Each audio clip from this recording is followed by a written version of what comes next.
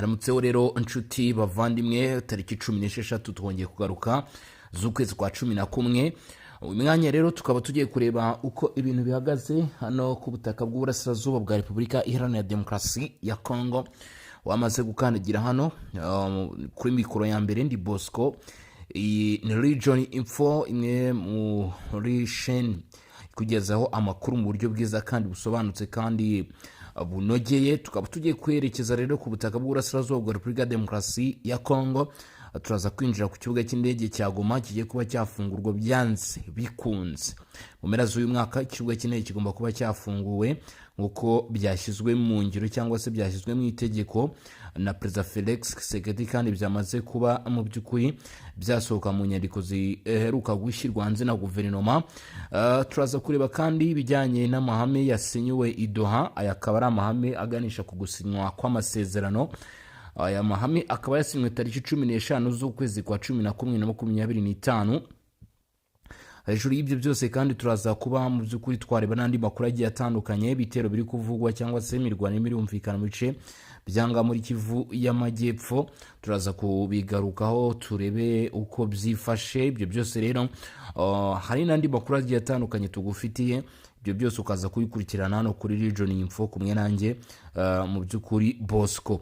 Kuba udukurikiranye uri mu gihugu cy'u Burundi, kuba udukurikiranye uri muri Repubulika Iharanira Demokarasi ya Kongo, ushaka kuba uri Uganda, ushaka kuba yewe uri no mu Rwanda cyangwa se uri n'andi mu bice bigiye bitandukanye, ngo ayikaze kandi ndagushimiye kuba ufashe umwanya muri iki gitondo ukavuga uti reka nkurikirane amakuru aramutse, reka nkurikirane byose hano kuri Region Info hamwe na Bosco Official umutaramu cyane. Reka mbwire ko nawe uri umutaramu kandi hari n'abataramukazi nyine baba badukurikiranye, namwe mbashimira cyane cyangwa se mbabwira ni iby'agaciro ndetse n'iby'ingenzi cyane kuba mukomeje kurushaho kudukurikirana ndetse no kubana natwe.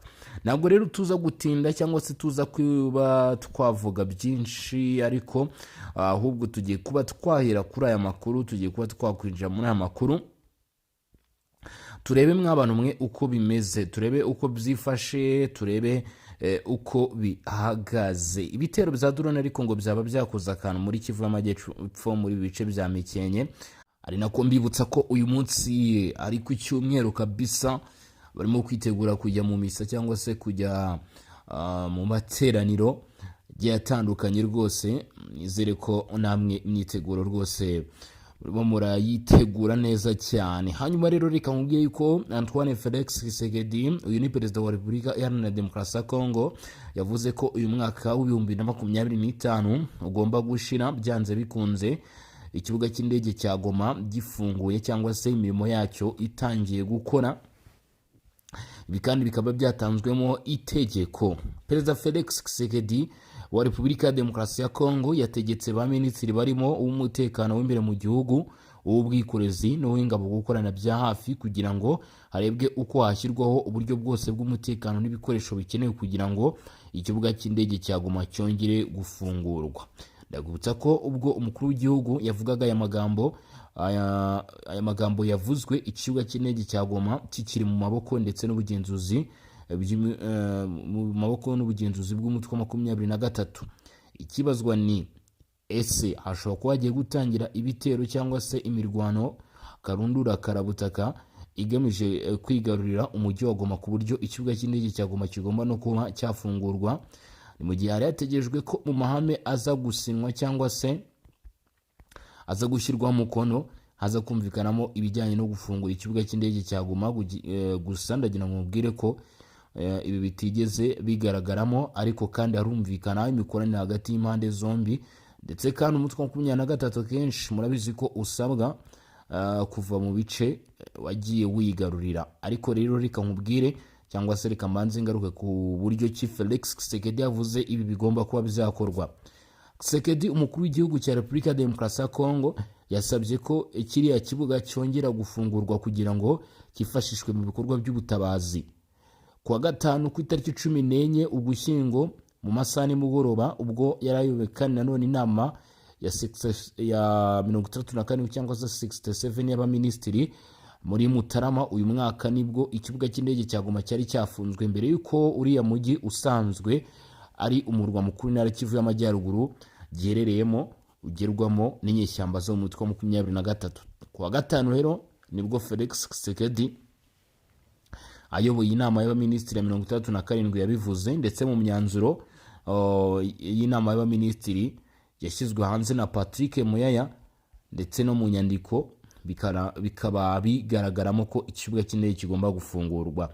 Umuvugizi wa guverinoma ya Repubulika ya Demokarasi ya Kongo Patrick Muyaya ubwo yasomeraga kuri televiziyo y'igihugu RTNC imyanzuro y'inama y'abaminisitiri ku wa gatanu yatangaje ko Tshisekedi yibukije ko hakenewe ubufatanye busesuye hagati y'abari abaminisitiri uko ari batatu kugira ngo kiriya kibuga cy'indege cyongere kuba cyakora.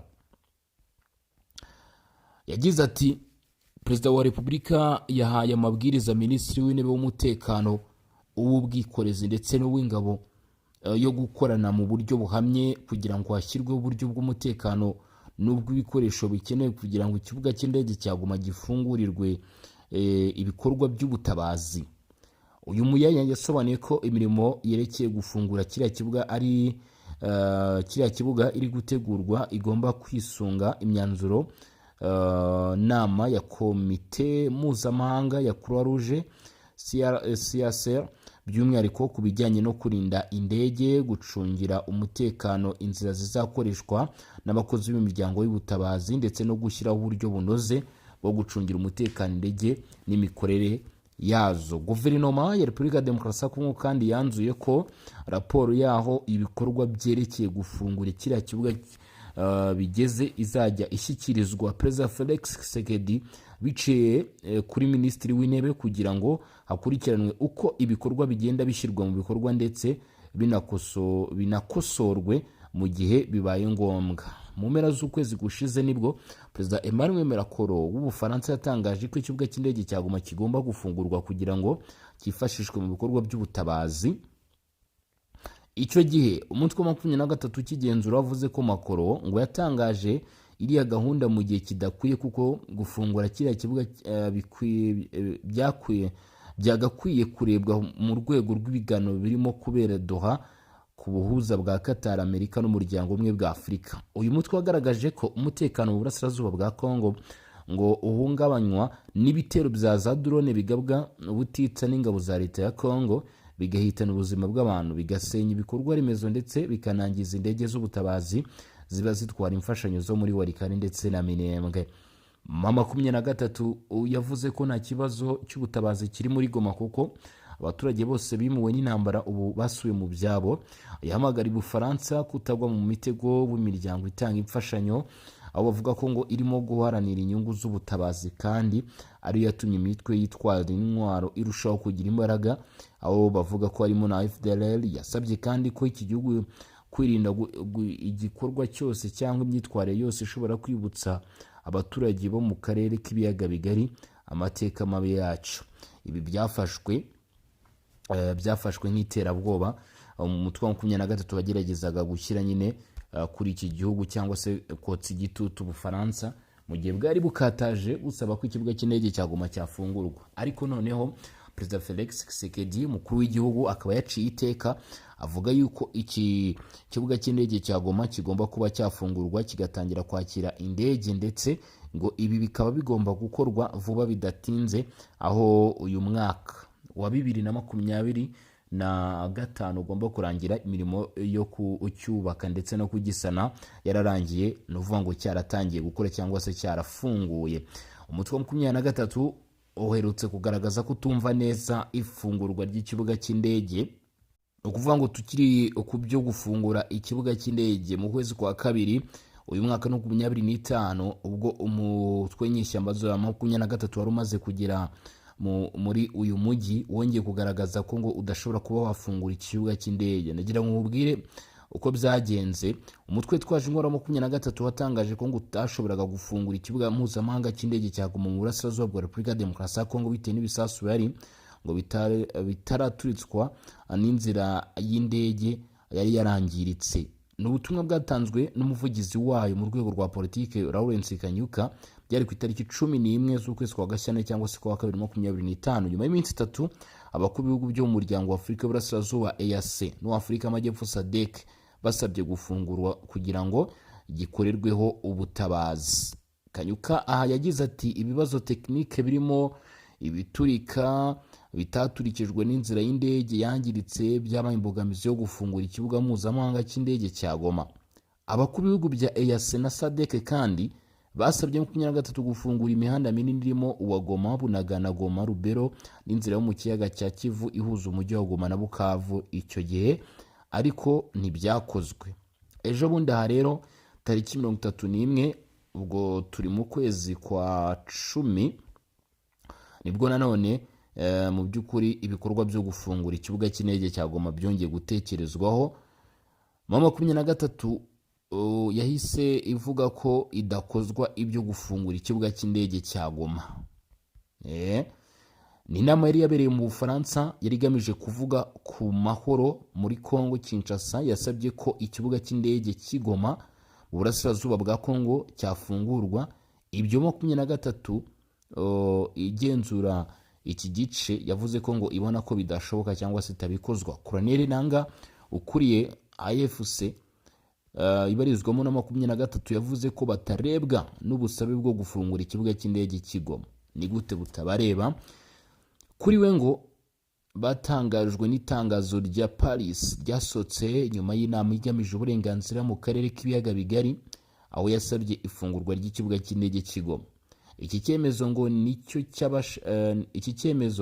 ngo ni icy'abashaka gufatirana ndetse naho gihuriye n'ukuri guhari, kandi ngo abasaba ntibigeze babiganiraho na 23. Nanga avuga ko ntawe ngo ukwiye kuvuga ibyo gufungura ikibuga cy'indege cy'Igoma mu gihe teritwari za Walikare na Masisi muri Kivu ya ruguru no muri teritwari za Fizi, Minembwe, Warungu, Mwenga muri Kivu y'amajyepfo zikomeje kuraswaho n'indege za leta ya Kongo, kandi ngo ibyo bitero bikibasira abasivile, inganda, ibiraro, ibibuga by'indege bito n'indege ziri mu bikorwa by'ubutabazi. Ngo yavuze ko ibyo gufungura ikibuga cy'indege Igoma bitaza imbere y'ikibazo cy'abaturage babujijwe uburenganzira bwo kubitsa no kubikuza amafaranga yabo kubera ko banki zifunzwe ku itegeko rya leta ya Kongo. Ni byinshi. Ikindi ngo nuko ngo mu bice bigenzurwa na 23 leta ya Kongo yafunze ikirere ku buryo ibikorwa byo gutabara abasivile hakoreshejwe indege ngo bitashoboka. Nanga avuga ko mu bice bagenzura abaturage babayeho mu mutekano mu cyubahiro bitandukanye n'ibibazo ngo baba baratewe na leta ya Kongo nk'uko abivuga. Uyu Nanga avuga ko ngo ashyigikiye amahoro, bityo agasaba ko Ubufaransa n'umuryango mpuzamahanga washyigikira ibiganiro bibiri Doha muri Qatar kugira ngo haboneke ibisubizo by'ibibazo binyuze mu biganiro. Minisitiri w'Ububanyi n'Amahanga w'u Rwanda Ambasaderi Olivier Nduhungire icyo gihe nawe yabajijwe n'abanyamakuru ku byo gufungura ikibuga cy'indege cya Goma, yavuze ko ngo iriya nama yo mu Bufaransa yabaye yihuse kuko hakiri ibiganiro hagati ya 23 na leta ya Kongo kugira ngo baganire ku bibazo byabo n'ibisubizo.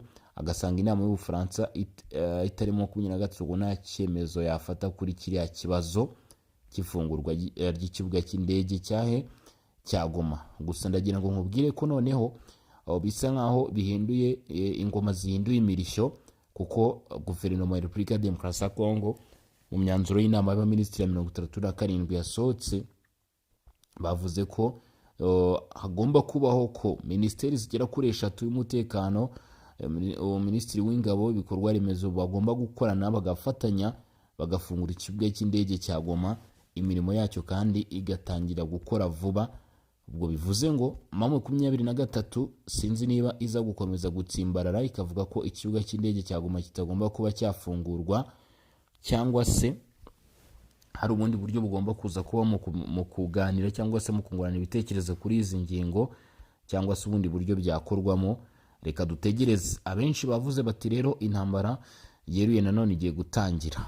Umunsi wa 23 na leta ya Repubulika ya Demokarasi ya Kongo kuri uyu wa gatandatu tariki 15 z'ukwezi kwa 11 bashyize umukono ku mahame shingiro afasha impande zombi kugera ku mahoro arambye. No muhango rero wo gushyira umukono kuri aya mahame shingiro witabiriwe n'umunyabanga wa Qatar ushinzwe ububanyi n'amahanga Dr. Mohammed bin Abdulaziz bin Saleh Al Khalifa. Hari n'umujyanama wa Perezida Donald Trump wa Leta Zunze Ubumwe za Amerika ushinzwe ibibazo bya Afurika, uyu muramuzi cyangwa se mumaze kuba mwamumenyera, Mossad Balouzi. Mu mahame Kinshasa na 23 bashyizeho umukono harimo iryo gusubizaho inzego za leta na serivisi zayo mu burasirazuba bw'igihugu, bigakorwa mu byiciro kandi ku bufatanye bw'impande zombi. Ihame rya kabiri rivuga ku bwumvikane bwa leta ya Repubulika Demokarasi ya Kongo na 23 mu gufata ingamba z'umutekano z'agateganyo mu rwego rwo kubungabunga ituze ry'abaturage ndetse no kurinda abasivile. Ni nyuma yo gusinya ariya mahame kandi impande zombi zigomba gushyiraho komisiyo y'igihugu yigenga ishinzwe kwimakaza ukuri, ubwiyunge, gukurikirana ibyaha ndetse no gutegura uburyo bwo gusana ibyangiritse. Umunyamabanga uhoraho wa 23 Benjamin Mbonima, nyuma y'uko ari amahame yari amaze gushyirwaho umukono, yasobanuye ko nta mpinduka zigomba kubaho ku bikomeje kubera ku butaka mu burasirazuba bwa Kongo kugeza igihe hazashyirwa amasezerano y'amahame ya burundu. Yagize ati nta mpinduka zizabaho ku bijyanye n'ibibera ku butaka kandi nta gikorwa na kimwe kizakorwa kugeza igihe amasezerano azaba yavuguruwe, yaganiriweho kandi haganiriwe kuri buri cyose ku giti cyacyo kugeza habonetse umwanzuro wa nyuma w'amasezerano y'amahoro. Ni Mbonima washimangiye ko inzira ikiri ndende. Musad Baruzi we yavuze ko ari amahame yagezweho nyuma y'akazi gakomeye kamaze igihe gakorwa n'abafatanyabikorwa batandukanye, agaragaza ko kuba yagezweho ari amateka akomeye. Uyu mujyanama wa Trump cyakora nawe yagaragaje ko hakiri akazi kenshi kagikeneye gukorwa, ati bizafata igihe ariko kitari kirekire mbere yo kwizeza ko umusaruro uzaba mwiza. Nkurikije ibivuzwe haruguru, bivuze ko basobanuye ko imirwano tukirimo mu by'ukuri tubona ishobora gukomeza ndetse nta n'igihindutse. Amahame shingiro yashyizweho umukono kuri wa gatandatu arakurikira amasezerano yo guhagarika imirwano ndetse no gushyira urwego rukurikirana iyubahirizwa ryayo ndetse nayo guhererekanya imfungwa. 23 Repubulika Demokarasi ya Kongo basinyanye mu byumweru bishize. Gusa biteganyijwe ko impande zombi zigomba gukomeza ibiganiro kwiyubahirizwa ryari amahame, gusa byo bikazajya bibera muri kimwe mu bihugu bya Afurika, aho kuba muri Katari yari imaze amezi 8 yakira ibiganiro byazihuzaga, nuvuga ngo byahuzaga impande zombi. Mu makuru yandi rero yaje kuba amenyekana kuri uyu munsi, ngira ngo turamuke tureba nayo. U Rwanda ngo ntabwo rwitabira inama y'akarere k'ibiyaga bigari yakiriwe muri Repubulika Demokarasi ya Kongo. Repubulika Demokarasi ya Kongo yakira inama mpuzamahanga y'akarere k'ibiyaga bigari, umuryango ubarizwa mu Rwanda ariko ntirwitabiriye bijyanye n'umwuka mubi umaze igihe hagati y'ibihugu byombi. Ni inama y'abakuru b'ibihugu bigize akarere k'ibiyaga bigari yateranye ku wa 15 Ugushyingo 2025, aho byari biteganyijwe ko iganirwamo ibibazo by'umutekano muke mu burasirazuba bwa Kongo.